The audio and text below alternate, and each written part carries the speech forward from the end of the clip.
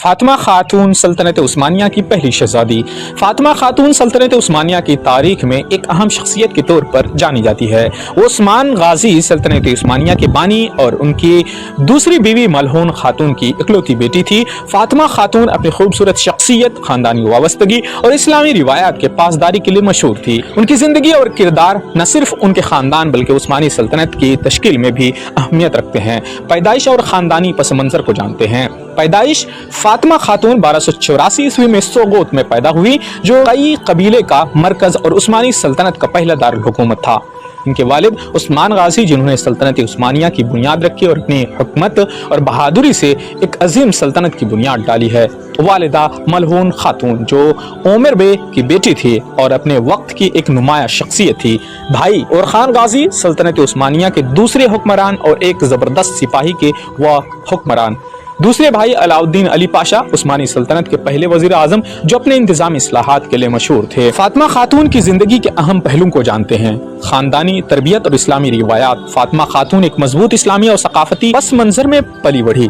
उनके वालिद उस्मान गाजी और दादा उर्तुगरल गाजी ने उनकी तरबियत पर खुसूसी तवज्जो दी।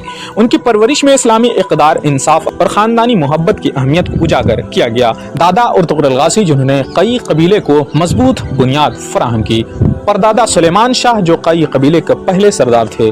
दादियाँ हलीमा खातून और हाइमा आना, जो अपने खानदान की रूहानी और समाजी क़ियादत के लिए मशहूर थी। शख्सियत और किरदार को जानते हैं। चुलबुली और जिंदा दिल। तारीखी हवालों के मुताबिक फातिमा खातून निहायत चुलबुली और खुश मिजाज थी। वो हमेशा मुतहरिक रहती और अपने फैमिली की खुशियों में पेश रहती थी। मोहब्बत भरा ताल्लुक। अपने भाइयों और वालिदैन के साथ उनका गहरा ताल्लुक था। वो अपने वालिद उस्मान गाजी की खास पसंदीदा थी और उनकी छिपी हुई दौलत कहलाती थी। ज़िहानत और मशावरत। अगरचे वो बराह रास्त सियासत या जंग में शामिल नहीं थी, लेकिन अक्सर वो अपने वालिद और भाइयों को मशवरा देती और खानदानी फैसलों में असरअंदाज रहती। खानदानी ताल्लुकात। फातिमा खातून अपने खानदान के साथ एक गहरी मोहब्बत और वाबस्तगी रखती थी और खान गाजी के साथ वो अपने भाई और खान गाजी के साथ एक मजबूत ताल्लुक रखती थी, जो बाद में सल्तनत उस्मानिया के दूसरे हुक्मरान बने। अलाउद्दीन अली पाशा के साथ अलाउद्दीन अली पाशा उनके सबसे करीब थे और उन दोनों के दरमियान एक खास रूहानी और जज्बाती ताल्लुक था। फातिमा खातून बराह रास्त सल्तनत की जंगों या सियासत में शामिल नहीं हुई,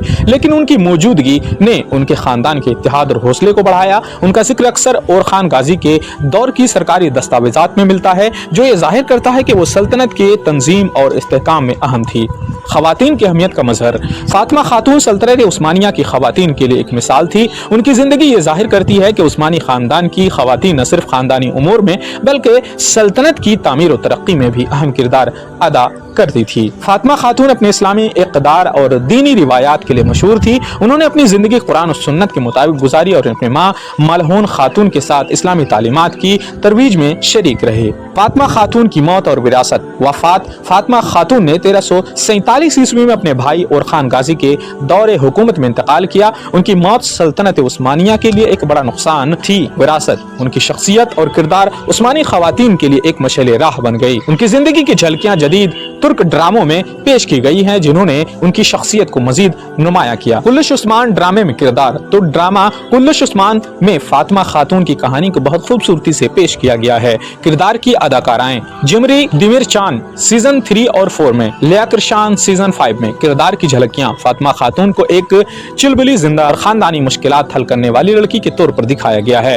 वो अपने वालिद उस्मान गाजी की सबसे करीबी और अजीज समझी जाती है। नतीजा जानते हैं। फातिमा खातून उस्मान गाजी की बेटी और सल्तनत उस्मानिया की पहली शहजादी एक अजीम शख्सियत थी।